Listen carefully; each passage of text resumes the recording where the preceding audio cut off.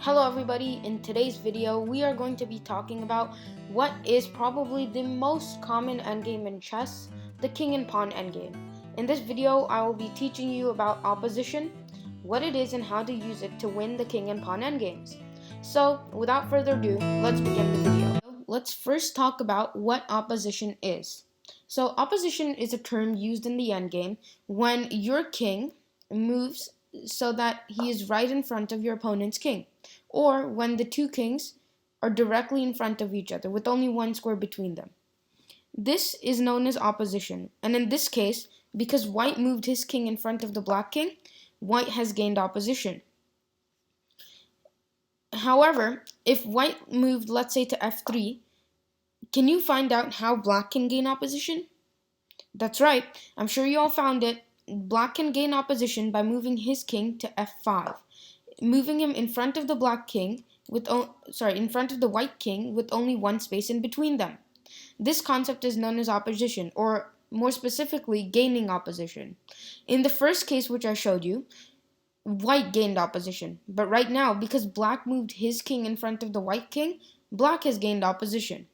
This is very important in the king and pawn endgame because in the king and pawn endgame, to win, you need to gain opposition to your opponent's king of a king and pawn endgame, where one of the sides has one pawn and the other side only has their king.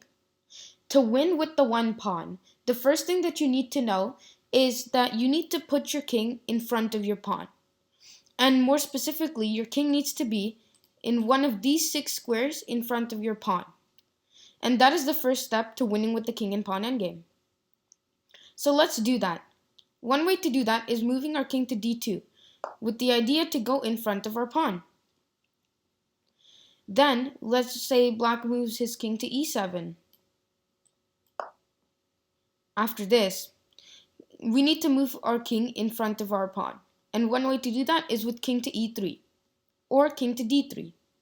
Let's move king to d3 so that our pawn can move forward without our king blocking it.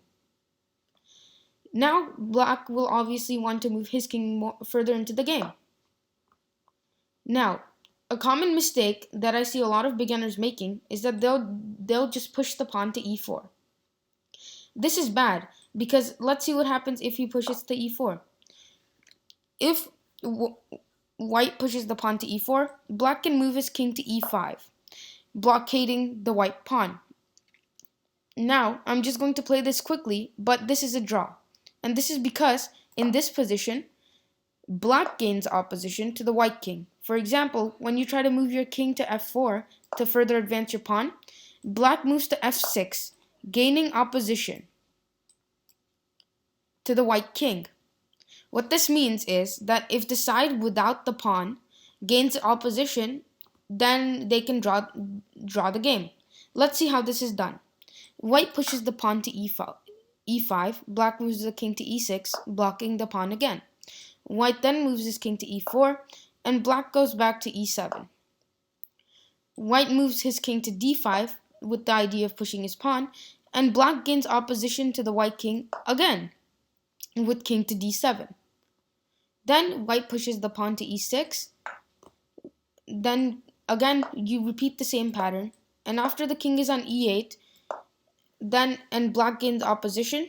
Basically what happens is, after white pushes his pawn and king to e8, this is a draw because white has to go king to e6 to protect his pawn. However, if he goes to e6, this is a stalemate. What this means is that the black king has nowhere to move and he isn't in check. This is a draw. So, let's go back to this position. This is why you need to have your king in front of your pawn so that you can gain opposition to the black king. Let's see how this is done. So again, like before, black plays king to e7. However, this time you play king to d3. Black plays king to e6. And you play king to e4, making sure that you're in these 6 squares in front of the pawn and gaining opposition to the black king at the same time. Then, black is forced to move to king to f6 or d6. Let's say he goes to f6. Now what you need to do is you should have moved your king to d5 in the first place, not to d4. And now, as you can see, black has 2 options, to go to f5 and to e7. If the black king moves to f5, then all you have to do is push your pawn to victory. As you can see, your king protects the 3 squares that the pawn passes through. After the king goes to f6, you move your king up to d6, again gaining the opposition to the black king and protecting the 3 squares which the pawn will pass through. If he goes king to f7, can you find the next move? That's right, you actually play king to d7. And wait, actually never mind. You do not play king to d7. You actually play pawn to e5.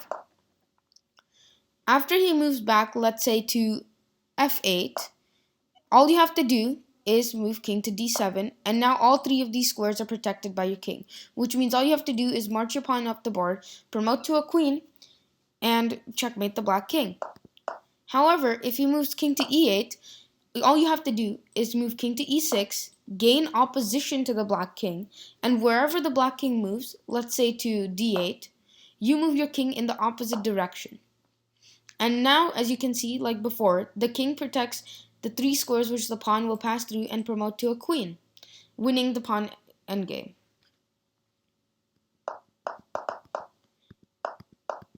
However, what if, instead of going to f5, the black king goes to e7?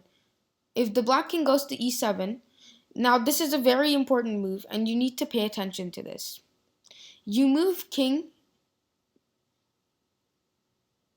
your pawn, to e3.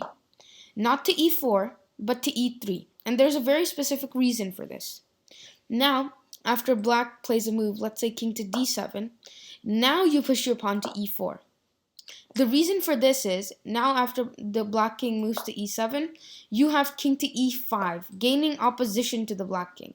Now this is very important. To win this endgame, you have to have opposition to the black king. If black has opposition, then they can easily draw the game. So now that you gained opposition, let's say the black king goes to d7.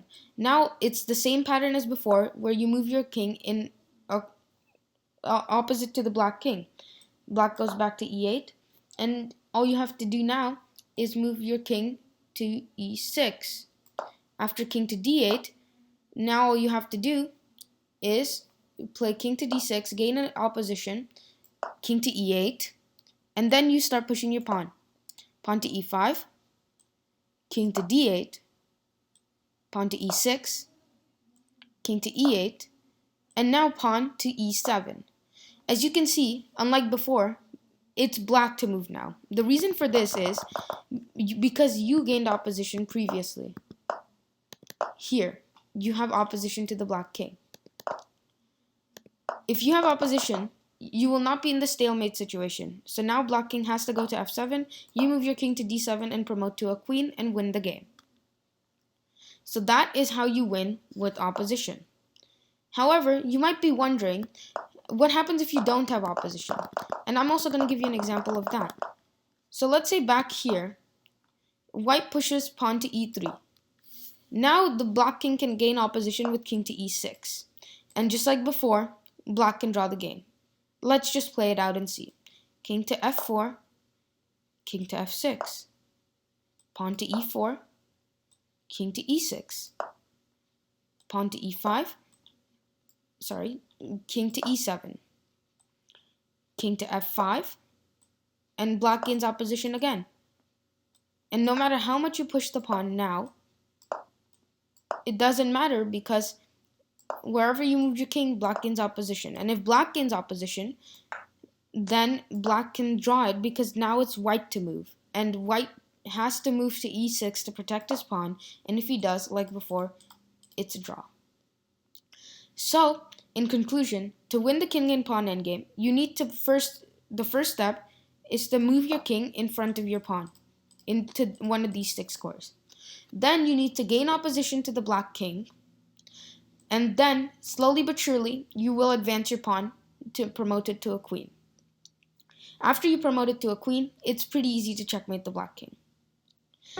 Thank you all for watching. Please like and subscribe this video. And if you don't already know how to checkmate with a king and a queen, please check out one of my previous videos, which will appear on your screen now. Thank you again for watching. Please consider liking the video and subscribing. And see you all next time. Bye.